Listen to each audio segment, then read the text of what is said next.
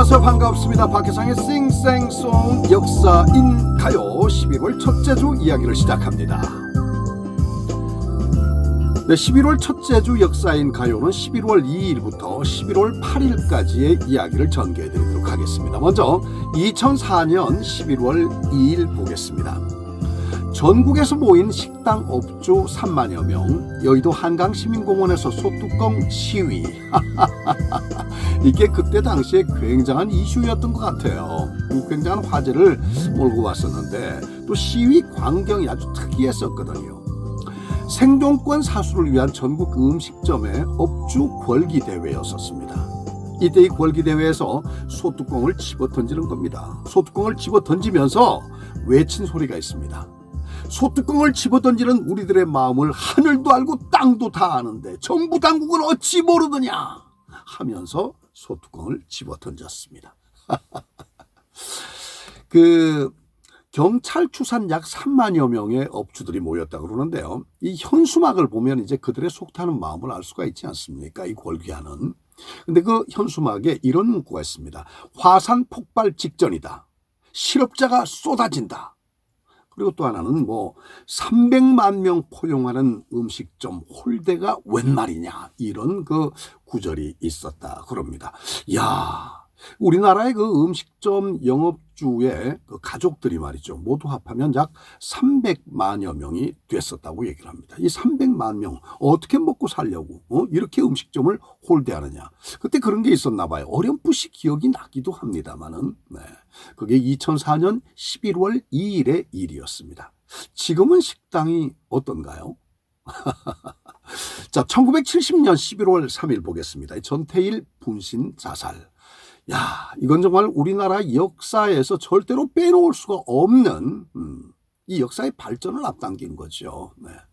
오후 1시 반쯤이었습니다. 청계천 육가에서 평화시장 재단사로 일을 하고 있었죠. 전태일. 당시에 이제 나이가 22살이었는데 근로조건의 개선을 요구하면서 자신의 몸에 휘발유를 뿌려가지고 분신 자살한 그런 사건입니다.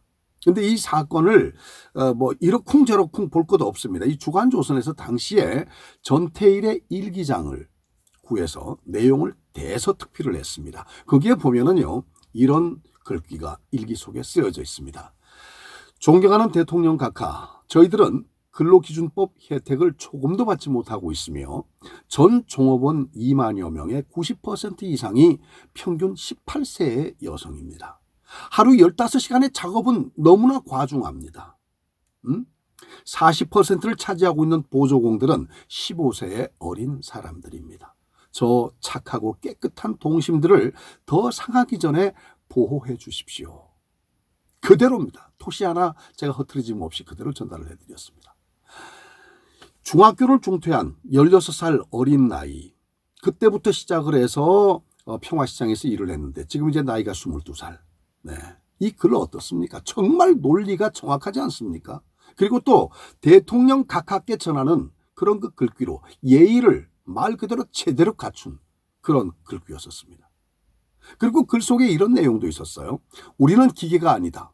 이런 말이 있었습니다. 기계가 아닌데 어떻게 하루에 15시간을 일을 해? 일요일은 쉬게 하라라는 절규도 있었습니다. 이걸 보면 일요일도 쉬지 않고 하루에 15시간 이상의 작업을 했다. 그 작업이 너무 과중하다. 바로 이런 얘기죠. 그리고요, 정말 가슴 아픈, 지금 생각을 해도 가슴이 미어질 만한 문구가 하나 나옵니다. 뭔가 하면은요, 내게도 대학생 친구 하나가 있었으면 원이 없겠는데 란 말이 있습니다. 대학생 친구가 하나 있었다면 여러 가지 부분에 대해서 조언을 얻고 어떻게 골기를 해야 되느냐, 우리가 어떻게 나서야 되느냐, 근로기준법에 대해서 좀 가르쳐달라, 우리가 그 법 속에서 보호를 받을 수 있을까 없을까, 어떻게 하면 보호를 받을 수 있을까, 이런 조언들을 많이 얻었을 거 아닙니까? 근데 그런 대학생 친구가 하나도 없었던 거예요. 그래서 그야말로 절규하다시피 쓴 글이 내게도 대학생 친구 하나가 있었으면 좋겠는데 하는 말이었습니다. 이게 주간조선에서 이 글이 보도가 되니까 그 글귀를 보고 말 그대로 숱한 그 지식인들이 말이죠, 자책감에 빠지게 됩니다. 그런 암울한 시대를 살아왔었습니다. 그런 22살의 전태일이 그렇게 절규하면서 온몸에 휘발유를 뿌려서 분신 자살을 하게 된 겁니다. 그는 그렇게 세상을 떠났지만 그 이후로 인해서 그가 남긴 일기장과 그리고 또 그의 죽음, 이것들이 이 세상에 경종을 불러일으키게 됩니다. 우리나라 향후 노동운동의 불씨가 됐었죠. 이건 뭐 우리 한국 사회에서 사실 그 말 그대로 잘 먹고 잘 사는 가진 자, 있는 자들이 정말 스스로를 자책하면서 반성하게끔 했던 그런 역사적인 사건이었거든요. 우리나라 노동운동의 불씨가 됐었던 전태일 분신 자살 사건. 1970년 11월 3일의 일이었습니다. 자, 1920년 11월 4일 보도록 하겠습니다. 조선체육회 첫 전국 야구대회 개최. 이거요, 굉장한 의미가 있습니다, 정말. 네, 우리가 정말 잊고 있었던 부분인데 참 의미가 있는 것이 지금 우리나라가 세계적인 스포츠 강국 아니겠습니까? 자, 이 태동이 여기서부터입니다. 볼까요? 11월 4일 날인데 11월 4일, 5일, 6일 이렇게 사흘 동안의 대회가 열립니다. 첫 전국 야구 대회였습니다. 무려 1920년이었습니다. 그런데 왜 그렇게 깊은 의미가 있다고 제가 말씀을 드리는가 하면 우리나라가 1920년 7월 13일, 그러니까 이 대회가 열리기 약 4개월 전이죠. 약 4개월 전에 조선체육회가 처음으로 발족을 한 겁니다. 그리고 4개월 후에 첫 행사를 가지게 된 게 바로 이 전국체육대회. 바로 이 전조선 야구대회였었습니다. 이 대회를 처음으로 가지게 된 거예요. 그리고 이 대회의 의미를 부과하기 위해서 이 대회를 우리나라의 첫 전국체육대회다 하는 기원을 삼았던 겁니다. 이 대회를. 그렇게 기원을 삼아서 제1회 전국체육대회로 인정을 하고 현재까지 2020년 101회 체육대회를 치르게 됐죠. 101회 체육대회는 못 치렀구나. 연기가 됐었죠. 왜냐하면 코로나로 인해서 지난 10월에 체육대회를 못 치렀습니다. 그리고 이제 2021년 내년으로 연기가 되죠. 102회가 됩니다. 2021년 10월에 102회를 현재 예고하고 있습니다. 네, 그건 뭐 내년 10월은 코로나로 인해서 연기가 돼서 그렇게 돼가지고 정말 자라나는 이 스포츠 꿈나무들이 마음으로 충격받고 몸으로 충격받는 이런 일은 아마 없을 거라고 확신을 합니다. 분명히 더 좋은 기록들이 지난 2년 동안 갈고 닦아서 나올 거라고, 신기록들이 정말로 많이 양산이 되고 또 세계가 주목할 수 있는 그런 스포츠 제목들이 나올 거라고 저는 생각을 합니다. 그때요, 이 대회가 말씀드린 그대로 전국 야구대회였었거든요. 이게 단일 종목으로 시작이 된 겁니다. 단일 종목으로. 그런데 이 대회 경기 입장료가 있었습니다. 성인은 50전, 어린이는 5전. 이게 이 원 단위로 바뀌기 전인데 10전이 1원이죠. 단위상으로. 그런데 1원이 얼마큼 큰 돈인지 잘 모르겠어요. 그래서 제가 막 자료를 뒤졌는데도 50전이 얼마큼 큰 돈이지 이걸 잘 모르겠더라고요. 그래서 얼핏 생각을 해보니까 50전이 지금 현재 야구 관람료를 생각을 해보면 그 정도 뭐 한 돈 10,000원 정도 뭐 그렇게 되겠네, 이런 생각을 어림잡아서 하게 되더라고요. 네, 정확한 돈 화폐 단위를 잘 몰라서. 네. 예상보다도 수익금이 많이 거쳤다 그러죠. 약 200원 정도의 수익금이 거쳤다고 얘기를 합니다. 자, 여러분 정말로 의미가 있는 대회입니다. 다시 한번 말씀드립니다. 1920년 11월 4일이 조선체육회에서 첫 전국 야구대회를 개최한 날이고 이 야구대회가 바로 우리나라 제1회 전국체육대회로 인정을 받았던 그런 날이었다. 그래서 현재는 101회 올해, 그리고 내년에 102회 대회가 준비 중에 있다는 사실 전해드립니다. 네. 자, 1966년 11월 6일 보겠습니다. 휴 해프너. 이름이 많이 들어본 듯한 낯익은 이름이에요. 네, 썰지 않아요. 네. 플레이보이. 눈이 번쩍 트이네요. 네. 그렇습니다. 휴 해프너가 플레이보이 왕국을 공개한 날입니다. 1966년 11월 6일. 이 휴 해프너가 대학을 졸업을 했는데 노스웨스턴 대학원을 졸업을 했습니다. 거기에서 사회학을 전공을 했습니다. 근데 사회학을 전공한 사람이 어떻게 포르노 세계로 빠져? 네. 근데 참 재미있는 스토리들이 있어요. 사회학을 전공을 하고 대학을 졸업을 했는데 이 무렵에 미국에서 정말 아주 일대 센세이션이 일어난 게 있었습니다. 그게 바로 뭔가 하면 킨제이 보고서죠. 킨제이 박사가 미국 전역에 12,000여 건의 자료를 수집을 해서 남성의 성적 행동을 1948년도에 출간을 했고, 그리고 여성의 성적 행동을 1953년에 출간을 합니다. 이 두 건의 보고서를 합해서 우리가 킨제이 박사의 보고서, 킨제이 보고서라고 얘기를 하는 겁니다. 근데 이 킨제이 보고서는 말씀 그대로 여성의 성적 행동, 남성의 성적 행동, 이 이야기니까 그게 오죽하겠습니까? 말 그대로 정말로 엄청나게 충격적인 그런 이야기들이 가감없이 담겨 있단 말이에요. 이 보고서를 보고 이 휴 해프너가 휙 그냥 번쩍 아이디어가 떠오른 겁니다. 저 깜짝 놀랐어요. 휙가닥 돌았다 그럴 뻔했어요 지금. 아이디어가 번쩍 떠오른 겁니다. 저거 괜찮은 산업이다. 저거 장사 되겠는데? 저걸 해야 되겠는데? 이런 생각을 가지게 된 겁니다. 그러면서 플레이보이지를 창간을 하게 됩니다.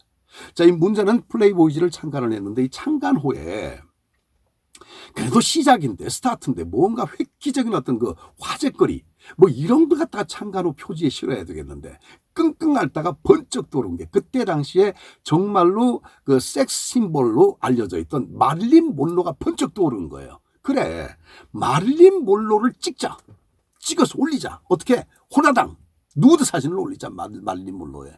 그래가지고 마릴린 monroe를 만나서 어떻게든 접촉을 해가지고 승낙을 받아내고 실제로 마릴린 monroe의 누드 사진을 올리게 됩니다. 그것도요, 미국 역사상 처음으로 컬러 누드 사진을 올리는 겁니다. 마릴린 monroe의 컬러 누드 사진을 플레이보이 창간 후 표지 모델로 올리는 겁니다. 세상이 발칵 뒤집혀진 거죠. 특히 미국에서는 말이죠.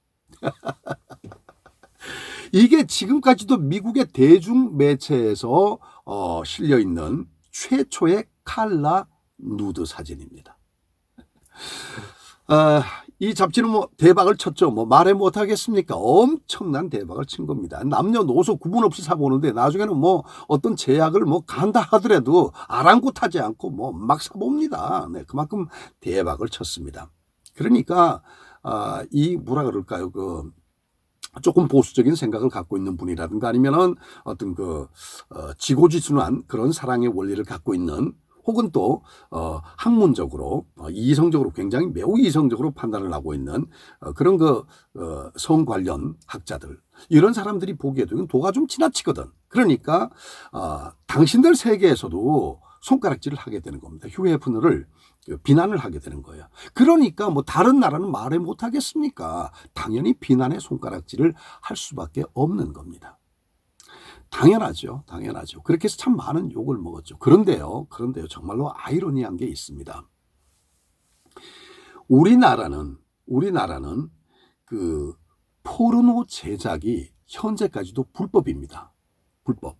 그래서 우리나라는 포르노 청정국으로까지 불려지고 있습니다. 그런데요, 2009년에 불과 11년 전이에요. 2009년에 미국의 포르노벨리가 있잖아요. 이 포르노벨리 기업들이 인터넷에서 왜 우리 회사의 이 영상물, 포르노 영상물입니다. 우리 회사에서 제작한 포르노 영상물을 몰래 돈도 안 주고 불법으로 다운받아가지고 돌리는 거야. 그러면서 한국의 네티즌들을 한국 검찰에다 고소를 한 거예요. 야, 이런 사건이 있었어요. 그 결과는 어떻게 됐는지 모르겠습니다만은. 그리고 또 영국에서는요, 영국 BBC 방송이 발행하는 포커스, 2010년 2월호에 어떤 기사가 실려 있냐면, 조사를 해봤더니 세계 1위의 포르노 생산국은 미국이지만 국민 1인당 포르노 산업에 연간 지출액이 가장 많은 나라는 바로 대한민국으로 나왔어요. 이게 말이 되는 이야기입니까?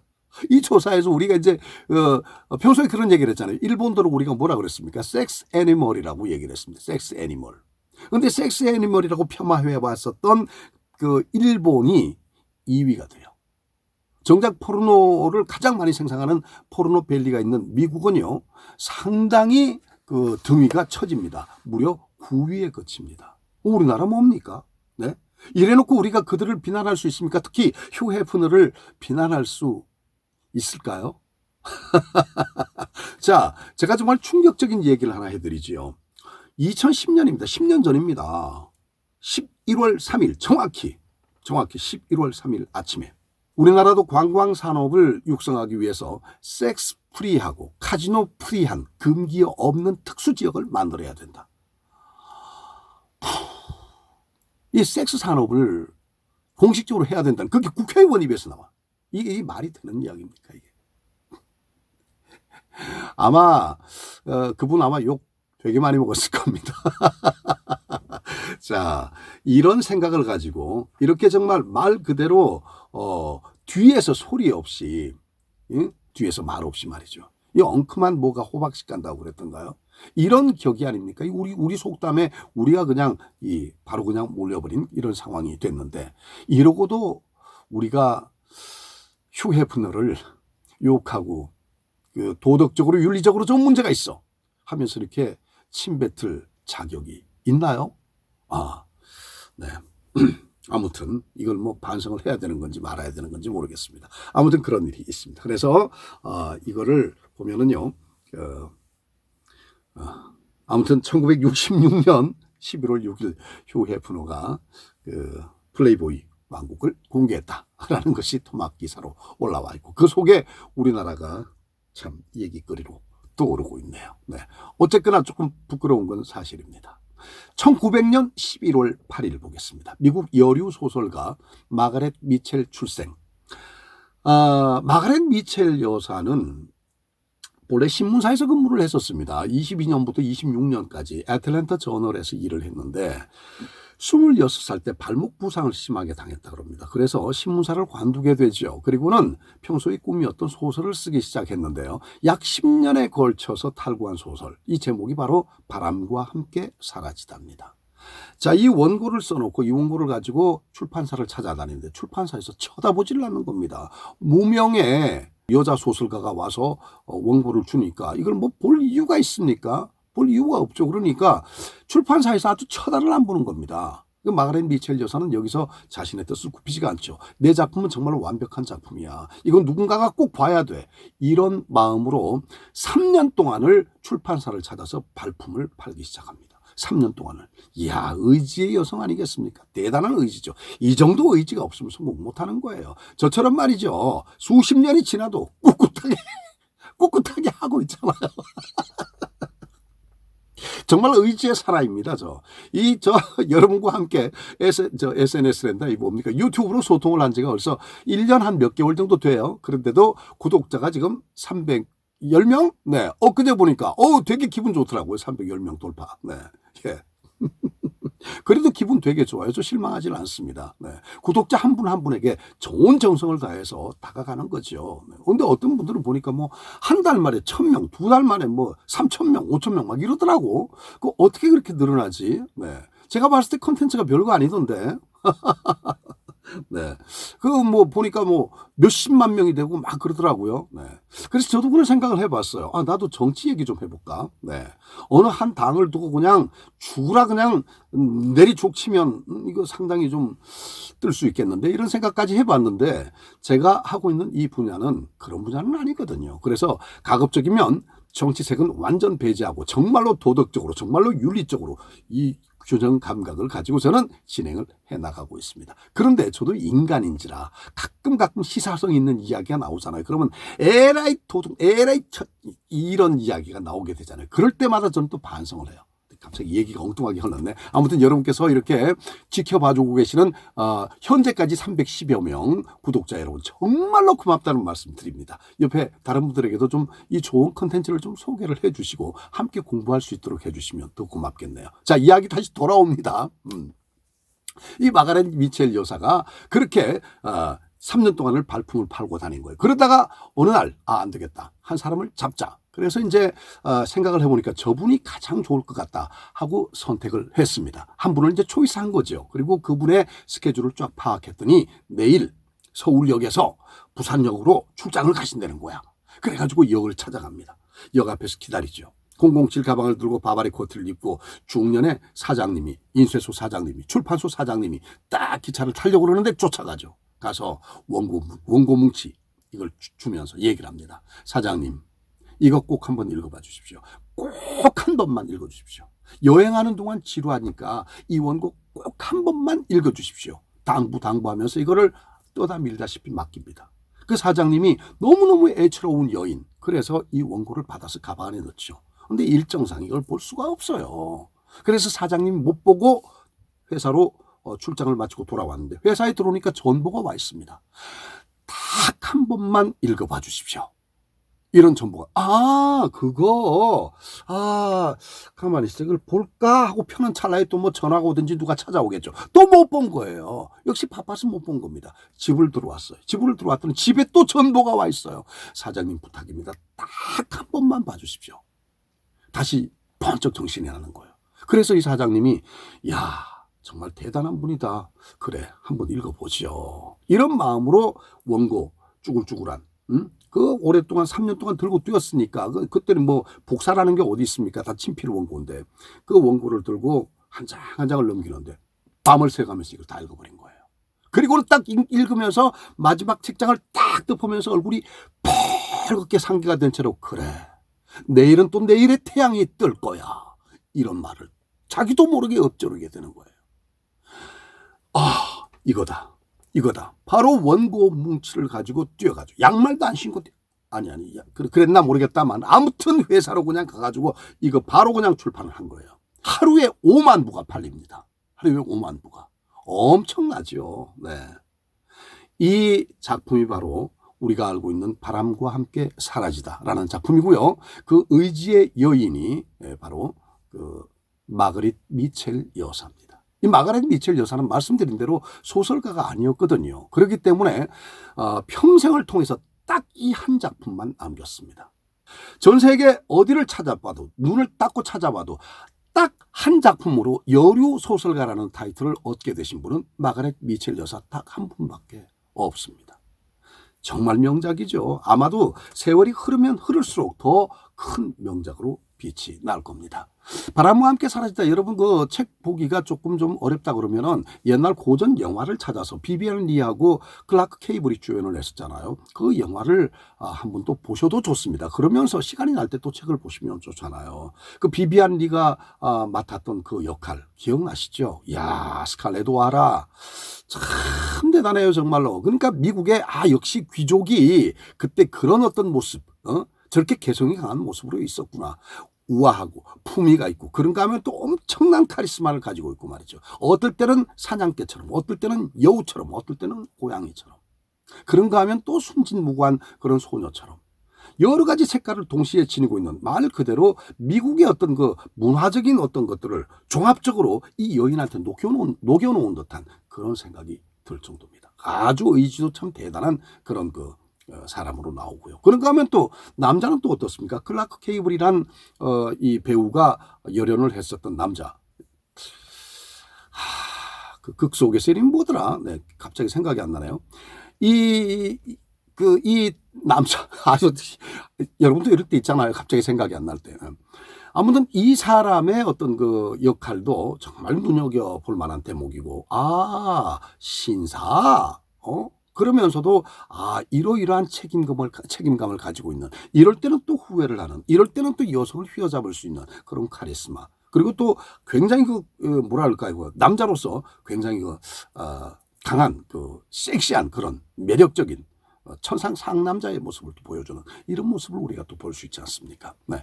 그래서 영화를 먼저 그렇게 한번 감상을 하셔도 좋고요. 시간이 나실 때 바람과 함께 사라지다를 또 한번 감상을 하면 더 좋겠죠. 자, 내일은 내일의 태양이 다시 또 떠오를 겁니다. 힘내자고요. 다음 주에 다시 인사드리겠습니다. 고맙습니다.